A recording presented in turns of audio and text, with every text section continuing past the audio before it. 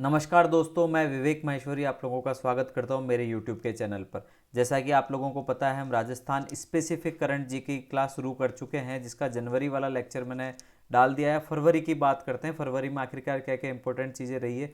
उसके पहले मेरा RS में 2013 में 795 रैंक है, RS 2016 में 523वीं रैंक है। चलिए दोस्तों, बिना किसी देरी की शुरुआत करते हैं।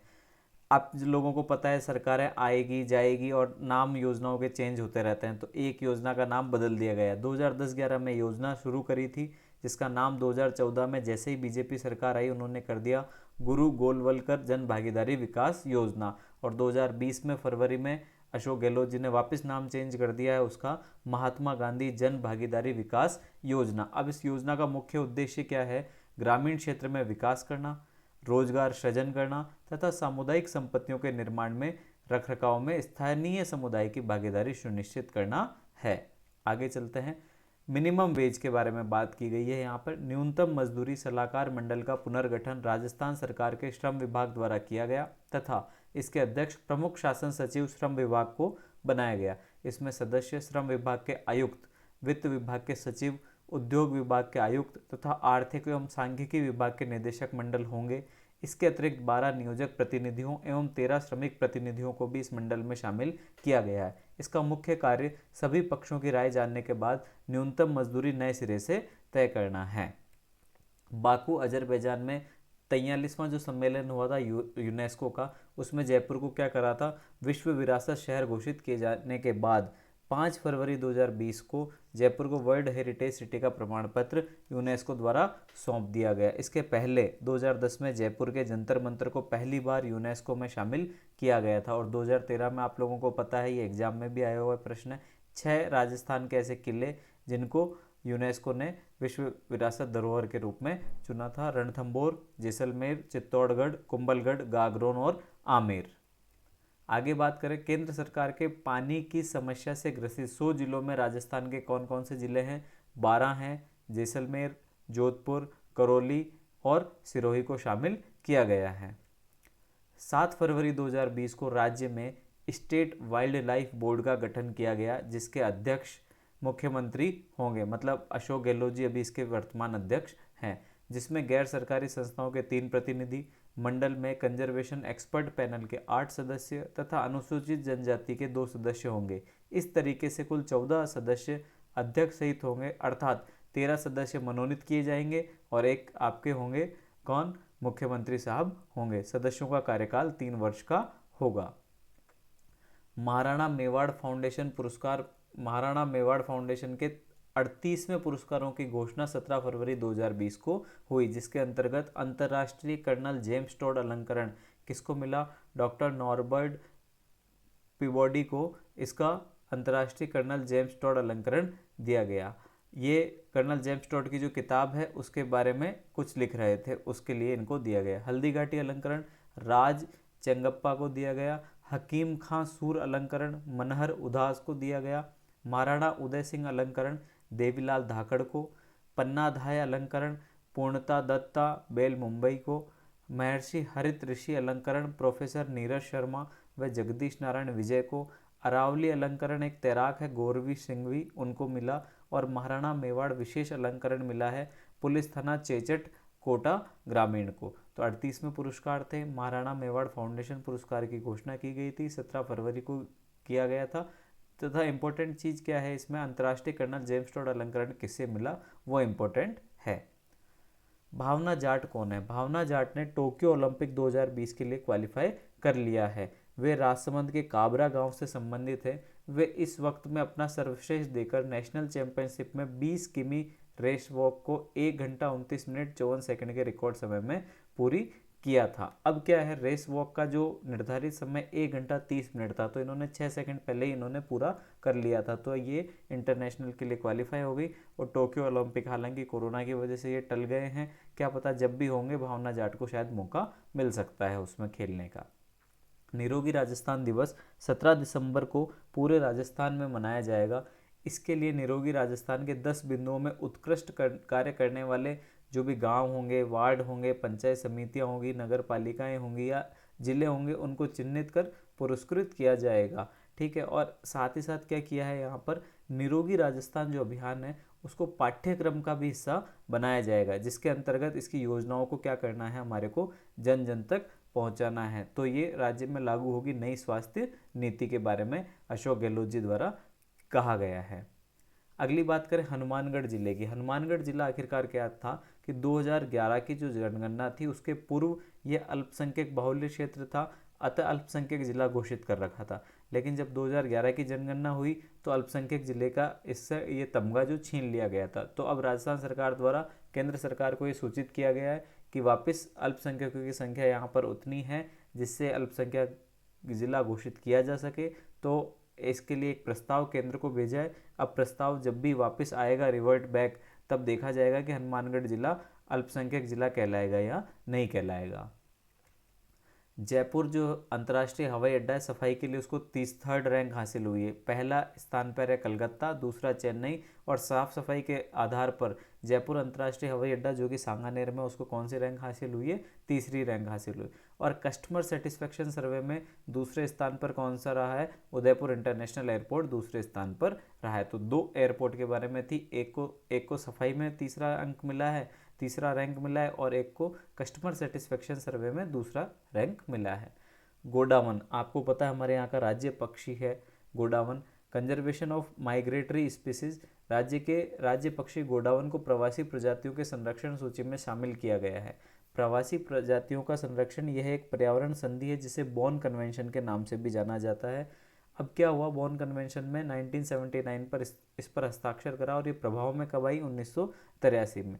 दिक्कत कहाँ है, सबसे बड़ी बात क्या है, पाकिस्तान जो है, पाकिस्तान में शिकारी क्या करते हैं, इनका शिकार करते हैं गोडावन को। अब क्या होगा कि इसको कंजर्वेशन ऑफ माइग्रेटरी स्पीसीज में डालने के बाद आप इसका अवैध शिकार या शिकार नहीं कर पाएंगे। तो ये अच्छा कदम उठाया गया है सरकार के द्वारा।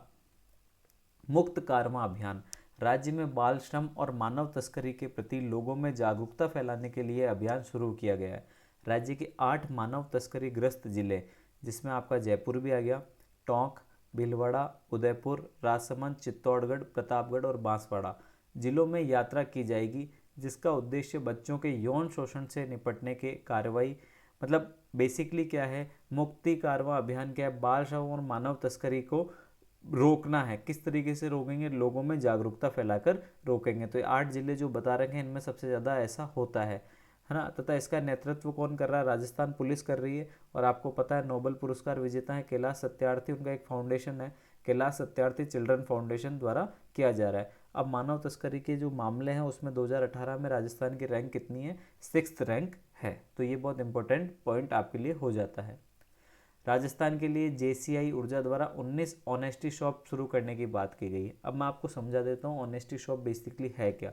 ऑनेस्टी शॉप एक ऐसी दुकान होगी जहाँ पर दुकानदार नहीं होगा, कुल मिला के बात इतनी सी है, लेकिन वहाँ पर छोटी मोटी चीज़ें मिलेगी, 5-10 रुपये तक की चीज़ें मिलेगी, जैसे आपका पेन हुआ, पेंसिल हुआ, रबर हुआ, शार्पनर हुआ, बिस्किट्स हुए, चिप्स हुए, ये सारी चीज़ें आपको मिलेगी। अब आप वहाँ क्या कर सकते हो, आप वहाँ जाएंगे, अब दुकानदार नहीं बैठा होगा तो आपको पैसे किसको देने होंगे, आप वहाँ पर अगर आपको देने की इच्छा है तो चुपचाप आप पैसे वहाँ पर रख के और सामान अपना उठा के ला सकते हैं। तो 19 ऑनेस्टी शॉप्स, ऑनेस्टी मतलब आपकी जो ऑनेस्टी है, आपकी जो सच्चाई है उसको सामने लाना, मान लीजिए इसका उद्देश्य हो सकता है। बूंदी में जैसे 8 दुकानें खोलेंगे, कोटा में 6 और जोधपुर में ऐसे 5 ऑनेस्टी शॉप्स खोली गई हैं।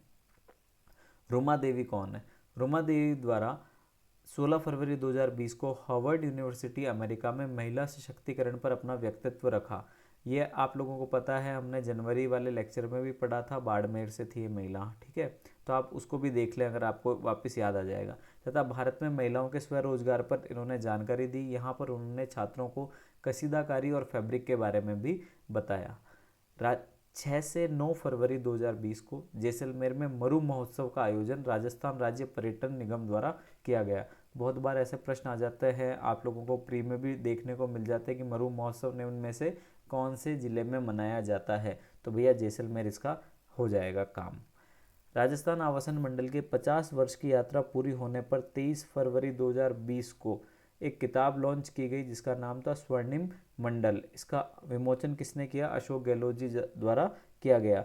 यहाँ पर ये बताना जरूरी है कि इसकी स्थापना कब हुई थी, 24 फरवरी 1970 को हुई थी, जिसका मुख्यालय अभी कहाँ है, जयपुर में है। अभी हाल ही में आवासन मंडल द्वारा अनेक जिलों के लिए अनेक योजनाएं शुरू की गई थी, इसलिए ये नाम ऊपर आया।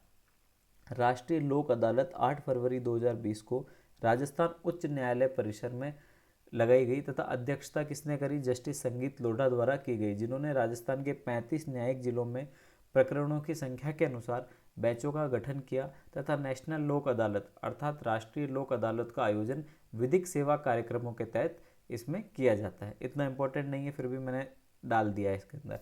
अमृता हाट मेला 6 से 10 फरवरी 2020 को जैसलमेर में यह मेला आयोजित किया गया।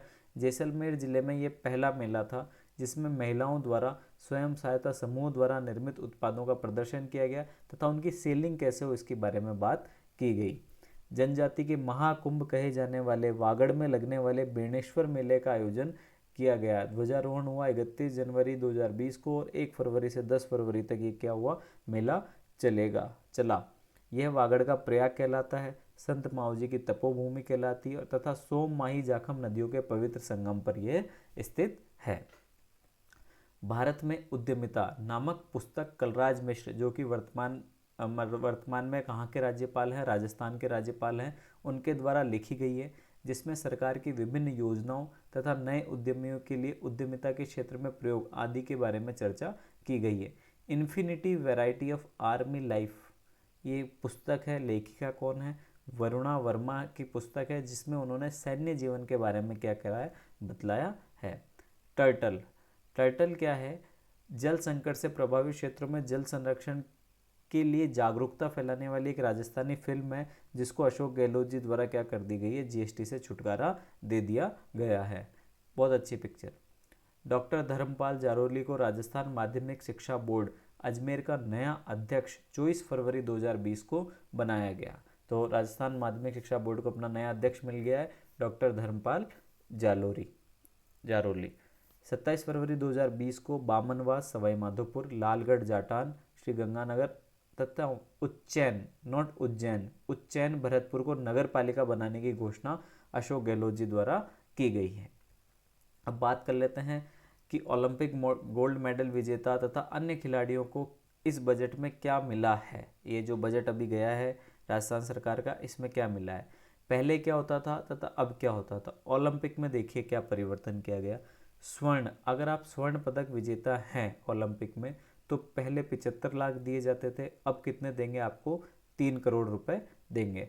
रजत पदक वालों को कितने देंगे, पहले अगर 50 लाख रुपए दिए जाते थे तो अब कितने दिए जाएंगे, 2 करोड़ रुपए दिए जाएंगे। और कांस्य पदक वालों को पहले अगर 30 लाख दिए जाते थे तो अब 1 करोड़ रुपए दिए जाएंगे। ऐसे एशियाई या कॉमनवेल्थ गेम्स में क्या होगा, स्वर्ण पदक विजेताओं को पहले 30 लाख दिए जाते थे, अब 1 करोड़। रजत पदक वालों को पहले 20 लाख दिए जाते थे, अब 60 लाख। और कांस्य पदक वालों को पहले 10 लाख दिए जाते थे, अब उसकी जगह 30 लाख रुपए दिए जाएंगे। तो ये था दोस्तों पूरा का पूरा आपका राजस्थान का करंट अफेयर्स फरवरी का। और भी कोई दिक्कत हो तो कृपया कॉल ना करें, आप व्हाट्सअप करेंगे तो मैं ज़रूर रिप्लाई दूंगा। कॉल इतने आते हैं कि मैं उठा नहीं पाता हूँ। जय हिंद, जय भारत।